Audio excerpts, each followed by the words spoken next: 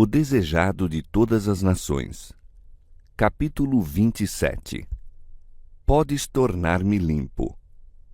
Este capítulo se baseia em Mateus capítulo 8, versos 2 a 4, capítulo 9, versos 1 a 8 e 32 e 34, Marcos capítulo 1, versos 40 a 46, capítulo 2, versos 1 a 12 e Lucas capítulo 5, versos 12 a 28.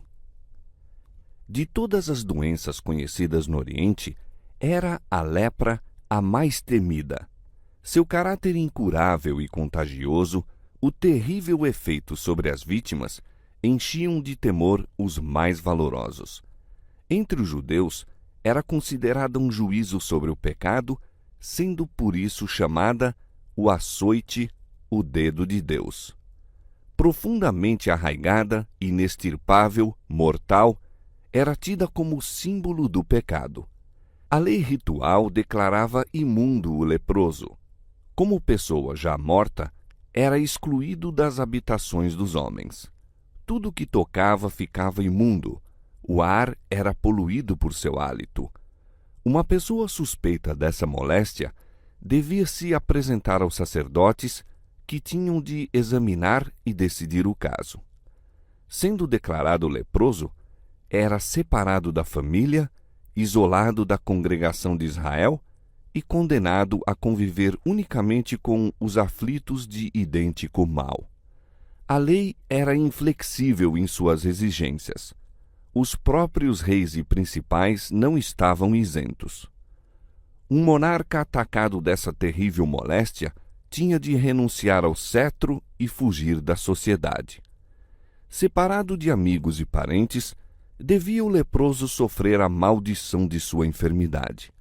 Era obrigado a publicar a própria desgraça, a rasgar os vestidos, a fazer soar o alarme, advertindo todos para fugirem de sua contaminadora presença.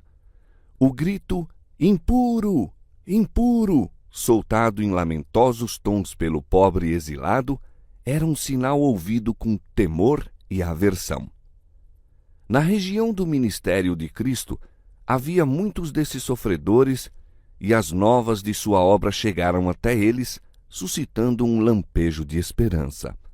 Mas desde os dias do profeta Eliseu, nunca se ouvira falar de coisa tal como a cura de uma pessoa atacada dessa moléstia. Não ousavam esperar que Jesus fizesse em seu benefício aquilo que nunca realizara por homem algum. Houve, entretanto, alguém em cujo coração a fé começou a brotar, mas não sabia como se aproximar de Jesus. Excluído como estava do contato dos semelhantes, como se haveria de apresentar ao médico? E cogitou se Cristo o curaria a ele.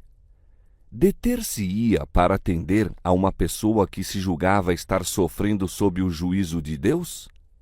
Não haveria de, à semelhança dos fariseus e mesmo dos médicos, proferir sobre ele uma maldição, advertindo-o a que fugisse da morada dos homens? Pensava em tudo quanto lhe fora dito de Jesus. Nenhum dos que lhe buscavam o auxílio fora repelido. O infeliz decidiu procurar o Salvador. Embora excluído das cidades, podia ser que acontecesse atravessar-lhe o caminho em algum atalho das montanhas ou encontrá-lo enquanto ensinava fora das cidades. Grandes eram as dificuldades, mas constituía essa sua única esperança. O leproso é guiado ao Salvador. Jesus está ensinando à margem do lago e o povo reunido ao seu redor. Ficando à distância, apanha algumas palavras dos lábios de Jesus. Observa-o a colocar as mãos sobre os enfermos. Vê o coxo, o cego, o paralítico e os que estavam a perecer de várias moléstias erguerem-se com saúde, louvando a Deus por seu livramento. A fé se lhe avigora no coração. Aproxima-se mais e mais ainda da multidão reunida. As restrições que lhe são impostas, a segurança do povo e o temor com que todos o olhavam, tudo foi esquecido. Pensa tão somente na bendita esperança da cura. Esse doente oferece um repugnante espetáculo. A moléstia fizera terríveis incursões e é horrível ver-se-lhe o corpo em decomposição. Ao avistá-lo, o povo recua apavorado. Comprimem-se uns contra os outros a fim de escapar-lhe ao contato. Alguns tentam impedi-lo de se aproximar de Jesus, mas em vão. Ele não os vê nem os ouve. Suas expressões de repugnância não o atingem. Vê unicamente o Filho de Deus. Não escuta senão a voz que comunica a vida ao moribundo. Avançando para Jesus, atira-se-lhe aos pés com o grito: Senhor, se quiseres, podes tornar-me limpo. Jesus replicou: Quero, sê limpo. E pôs-lhe a mão em cima. Operou-se imediatamente uma transformação no leproso. Sua carne tornou-se sã, os nervos sensíveis, firmes os músculos. A aspereza e escamosidade peculiares à lepra desapareceram, sendo substituídas por suave colorido, como o da pele de uma saudável criança. Jesus recomendou ao homem que não divulgasse a obra que realizara, mas fosse imediatamente apresentar-se com uma oferta no templo. Essa oferta não podia ser aceita enquanto os sacerdotes não examinassem o homem, declarando-o inteiramente livre da moléstia. Embora de má vontade para realizar esse serviço, não se podiam eximir ao exame e decisão do caso. As palavras da Escritura mostram com que força Cristo advertiu o homem quanto à necessidade de silêncio e ação pronta, e advertindo-o severamente, logo o despediu, e disse-lhe: Olha, não digas nada a ninguém, porém vai, mostra-te ao sacerdote e oferece pela tua purificação o que Moisés determinou para lhe servir de testemunho. Houvessem os sacerdotes sabido os fatos concernentes à cura do leproso, e seu ódio para com Cristo os teria levado a dar sentença desonesta. Jesus queria que o homem se apresentasse no templo antes que qualquer rumor acerca do milagre chegasse aos ouvidos deles. Assim se poderia obter uma decisão imparcial, sendo ao leproso purificado permitido mais uma vez unir-se com a família e os amigos. Tinha Cristo ainda outros intuitos ao recomendar silêncio ao homem. O Salvador sabia que seus inimigos estavam sempre buscando limitar-lhe a obra e desviar dele o povo. Sabia que, se a cura do leproso fosse propalada, outras vítimas dessa terrível doença haviam de aglomerar-se em volta dele e então ergueriam o brado de que o povo se contaminaria pelo contato com elas. Muitos dos leprosos não empregariam o dom da saúde de modo a torná-la uma bênção para si mesmos e para outros, e atraindo a si os leprosos, acusá-lo-iam de estar violando as restrições da lei ritual, e assim seria prejudicada sua obra quanto à pregação do Evangelho. O acontecimento justificava a advertência de Cristo. Uma multidão de gente presenciara a cura do leproso e estavam ansiosos de ouvir a decisão dos sacerdotes. Quando o homem voltou para os amigos, grande foi o excitamento. Não obstante a precaução de Jesus, o homem não fez esforço nenhum para ocultar a cura. Na verdade, impossível teria sido escondê-la, mas o leproso divulgou-a. Imaginando que era somente a modéstia de Jesus que ditara essa restrição, saiu proclamando o poder desse grande restaurador. Não compreendia que toda manifestação dessa espécie tornava os sacerdotes e anciãos mais decididos a eliminar a Jesus. O homem restaurado sentia ser deveras preciosa a graça da saúde. Regozijou-se no vigor da varonilidade e no ser restituído à família e à sociedade, e julgava ser impossível abster-se de dar glória ao médico que o pusera são. Esse seu ato, porém, de divulgar o caso, deu em resultado prejuízo para a obra do Salvador. Fez com que o povo se aglomerasse em torno dele em tal multidão que foi forçado a interromper por algum tempo seus labores. Todo o ato do ministério de Cristo era de vasto alcance em seus desígnios. Envolvia mais do que o ato em si mesmo parecia encerrar. Foi o que se deu no caso do leproso. Ao passo que Jesus ministrava a todos quantos iam ter com ele, anelava beneficiar os que não iam. Ao mesmo tempo que atraía os gentios e os samaritanos, almejava chegar aos sacerdotes e aos mestres excluídos pelos preconceitos e tradições. Não deixou de tentar meio algum pelo qual pudessem ser alcançados. Ao enviar o leproso aos sacerdotes, proporcionou-lhes o testemunho calculado a desarmar-lhes os preconceitos. Haviam os fariseus declarado que os ensinos de Cristo eram contrários à lei dada por Deus mediante Moisés, mas suas instruções ao leproso purificado de apresentar uma oferta segundo a lei refutavam essa acusação. Era suficiente testemunho para todos quantos estivessem dispostos a convencer-se. Os dirigentes em Jerusalém tinham enviado espias a fim de procurar qualquer pretexto para matar a Cristo.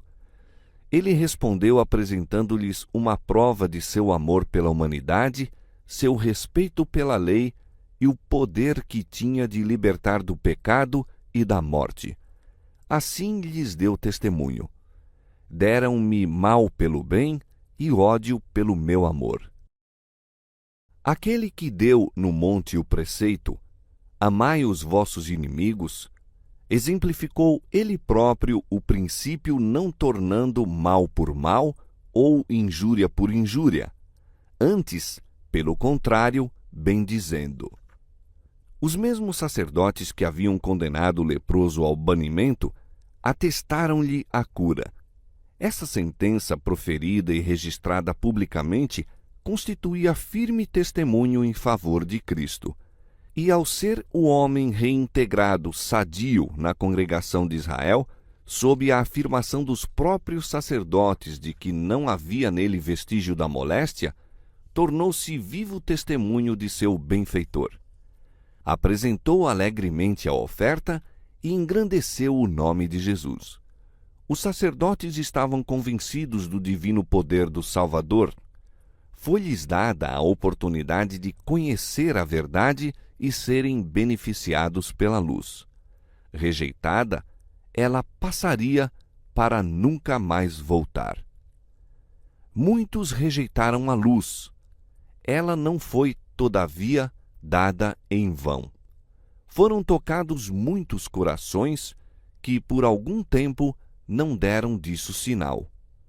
Durante a vida do Salvador, sua missão parecia despertar pouca correspondência de amor da parte dos sacerdotes e mestres. Depois de sua ascensão, porém, grande parte dos sacerdotes obedecia à fé. A obra de Cristo em purificar o leproso de sua terrível doença é uma ilustração de sua obra em libertar a alma do pecado. O homem que foi ter com Jesus estava cheio de lepra. O mortal veneno da moléstia penetrara-lhe todo o corpo. Os discípulos procuraram impedir o mestre de o tocar, pois aquele que tocava num leproso tornava-se, por sua vez, imundo. Pondo a mão sobre o doente, porém, Jesus não sofreu nenhuma contaminação. Seu contato comunicou poder vitalizante. Foi purificada a lepra. O mesmo se dá quanto à lepra do pecado, profundamente arraigada, mortal e impossível de ser purificada por poder humano. Toda a cabeça está enferma e todo o coração fraco. desde a planta do pé até a cabeça, não há nele coisa sã, senão feridas e inchaços e chagas podres. Mas Jesus, vindo habitar na humanidade, não recebe nenhuma contaminação. Sua presença tem virtude que cura o pecador. Quem quer que lhe caia de joelhos aos pés, dizendo com fé: Senhor, se quiseres, podes tornar-me limpo, ouvirá a resposta: quero ser limpo. Em alguns casos de cura, Jesus não concedeu imediatamente a bênção buscada.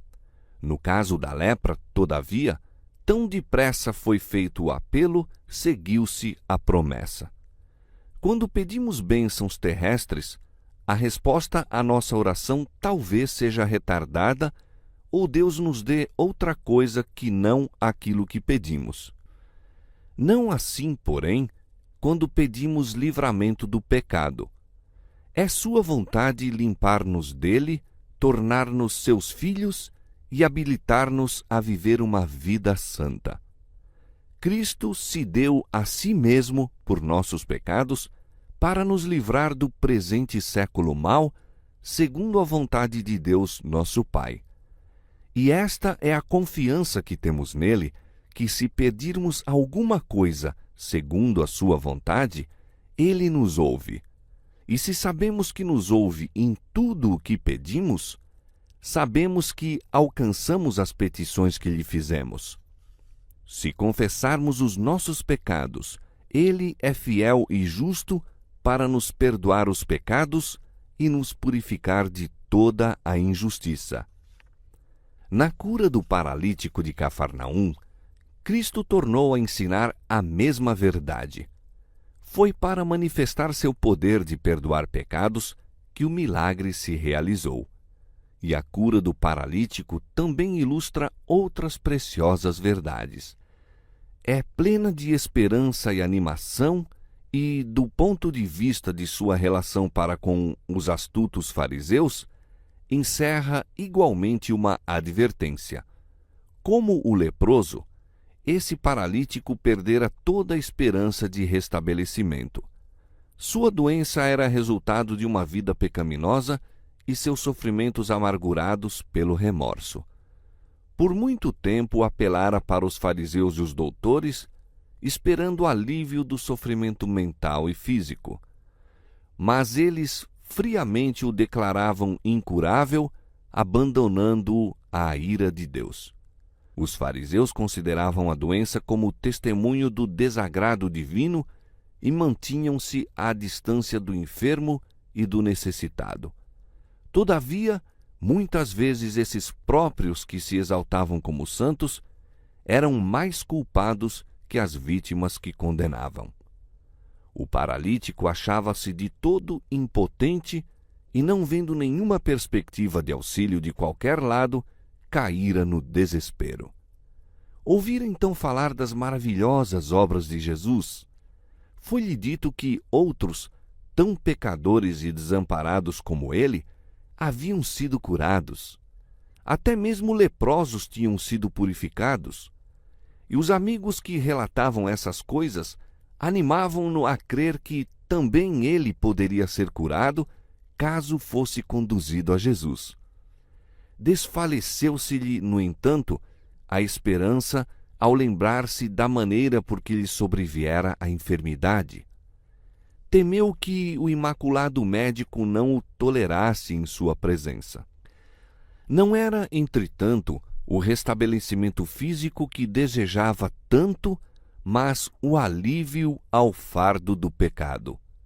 Se pudesse ver a Jesus e receber a certeza do perdão e a paz com o céu, estaria contente de viver ou morrer segundo a vontade de Deus. O grito do moribundo era: "Oh, se eu pudesse chegar à sua presença!" Não havia tempo a perder.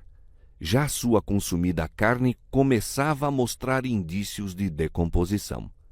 Rogou aos amigos que o conduzissem em seu leito a Jesus, o que empreenderam de boa vontade. Tão compacta, porém, era a multidão, que se apinhara dentro e nos arredores da casa em que se achava o Salvador, que impossível foi ao doente e aos amigos ir até ele, ou mesmo chegar-lhe ao alcance da voz. Jesus estava ensinando na casa de Pedro. Segundo seu costume, os discípulos sentaram-se-lhe bem próximo, em torno, e estavam ali assentados fariseus e doutores da lei, que tinham vindo de todas as aldeias da Galiléia e da Judéia e de Jerusalém. Estes tinham ido como espias, buscando motivo de acusação contra Jesus. Além desses oficiais, apinhavam-se a multidão mista, os sinceros, os reverentes, os curiosos e os incrédulos. Nacionalidades diversas e todos os graus sociais se achavam representados. E a virtude do Senhor estava com ele para curar. O espírito de vida pairava por sobre a assembleia, mas fariseus e doutores não lhe discerniam a presença. Não experimentavam nenhum sentimento de necessidade e a cura não era para eles. Encheu de bens os famintos e despediu vazios os ricos. Repetidamente procuraram os condutores do paralítico abrir caminho por entre a multidão, mas debalde. O enfermo olhava em derredor de si com indizível angústia. Quando o tão ansiado socorro tão perto estava, como poderia renunciar à esperança?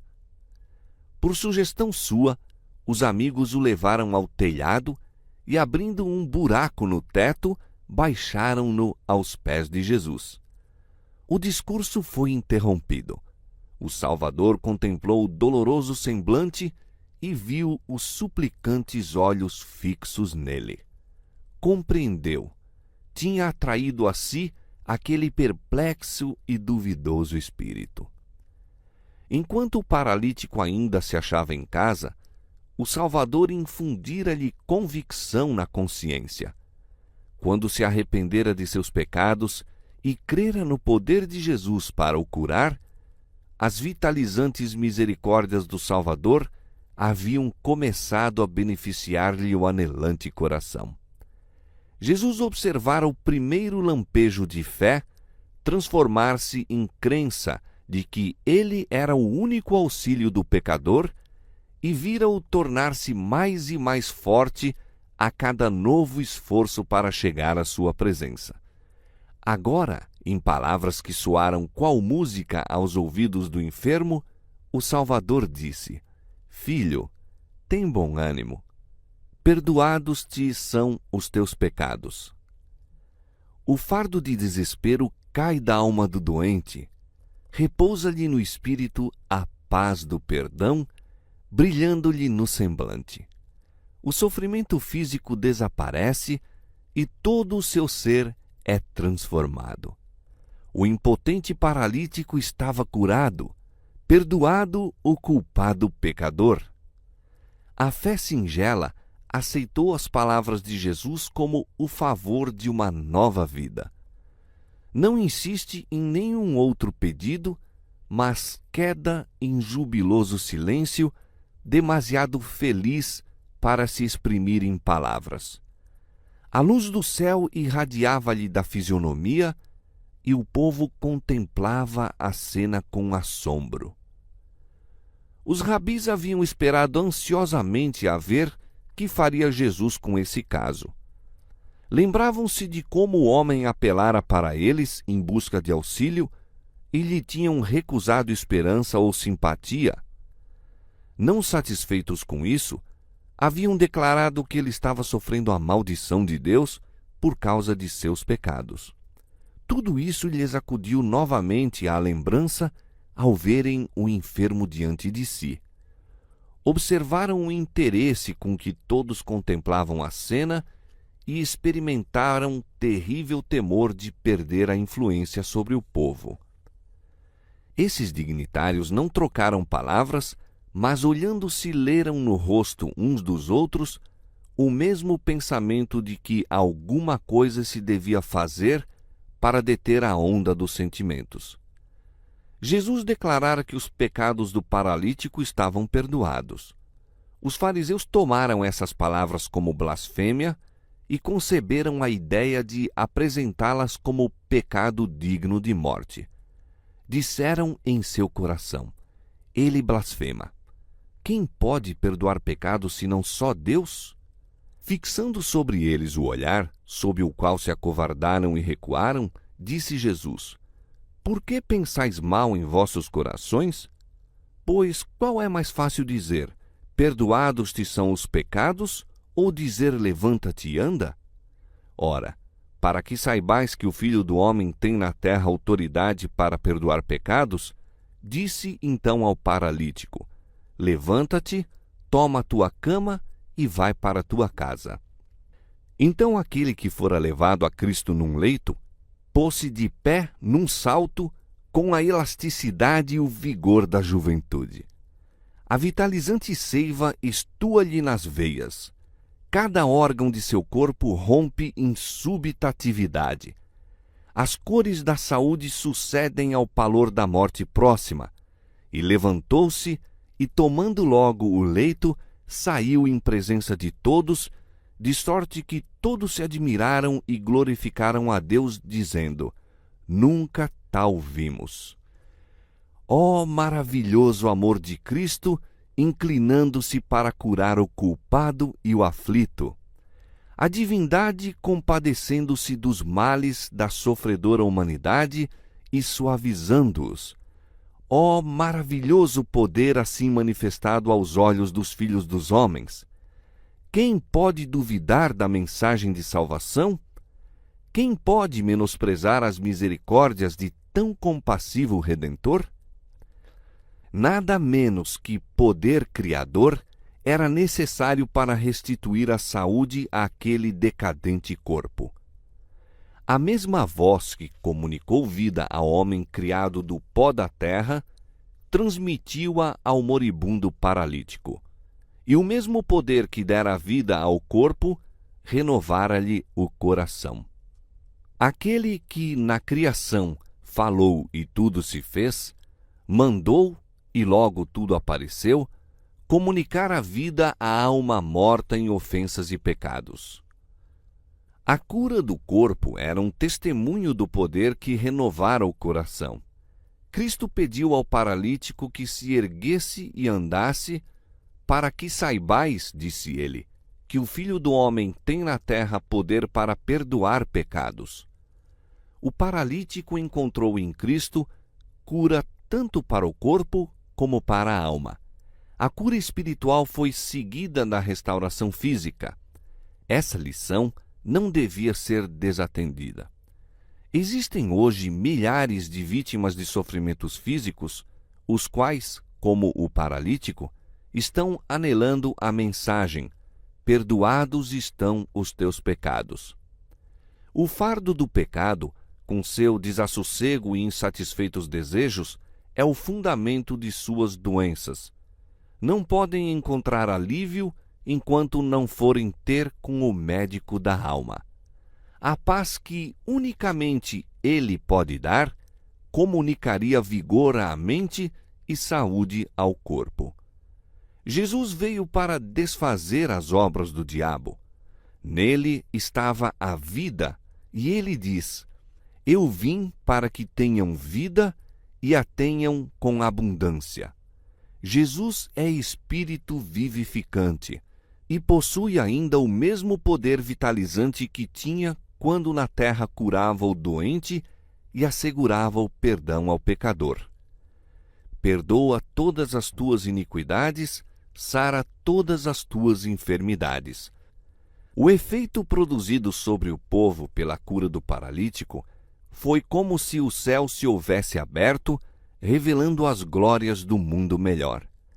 Ao passar o homem curado por entre a multidão, bendizendo a Deus a cada passo e levando sua carga como se fosse uma pena, o povo recuava para lhe dar passagem e, presa de assombro, fitavam-no falando entre si brandamente em segredo: hoje vimos prodígios. Os fariseus estavam mudos de espanto e esmagados pela derrota. Viram que não havia aí lugar para seu ciúme excitar a multidão. A maravilhosa obra operada no homem que haviam entregue à ira de Deus impressionara por tal forma o povo que no momento os rabis foram esquecidos. Viram que Cristo possuía um poder que tinham atribuído unicamente a Deus. Todavia, a suave dignidade de sua atitude apresentava assinalado contraste com o porte altivo deles. Ficaram desconcertados e confundidos, reconhecendo, mas não confessando, a presença de um ser superior. Quanto mais forte era a evidência de que Jesus tinha poder na terra para perdoar pecados, tanto mais firmemente se entrincheiravam na incredulidade. Da casa de Pedro, onde tinham assistido ao restabelecimento do paralítico por sua palavra, saíram para maquinar novos planos a fim de reduzir ao silêncio o Filho de Deus. A enfermidade física, se bem que maligna e fundamente arraigada, debelou-a o poder de Cristo. A da alma, porém, firmou o império sobre os que fecharam os olhos à luz. A lepra e a paralisia não eram tão terríveis como a hipocrisia e a incredulidade. Na casa do paralítico restaurado, foi grande o regozijo quando ele voltou para a família, conduzindo com facilidade o leito em que, pouco antes, fora vagarosamente levado de perto deles. Reuniram-se-lhe em torno com lágrimas de alegria, mal ousando crer no que seus olhos viam. Ali estava ele em sua presença, no pleno vigor da varonilidade. Os braços que tinham visto sem vida estavam prontos a obedecer imediatamente à sua vontade. A carne, contraída e arroxeada, achava-se agora rosada e fresca. Caminhava com passo firme e desembaraçado. A alegria e a esperança achavam-se-lhe impressas em cada linha do rosto, e uma expressão de pureza e paz havia substituído os vestígios do pecado e do sofrimento. Daquele lar ascenderam jubilosas ações de graças, e Deus foi glorificado por meio do Filho, que restituíra a esperança ao abatido e força ao aflito. Esse homem e sua família estavam dispostos a dar a vida por Jesus. Nenhuma dúvida lhes enfraquecia a fé, nenhuma incredulidade lhes maculava a lealdade para com aquele que lhes levara luz ao ensombrado lar.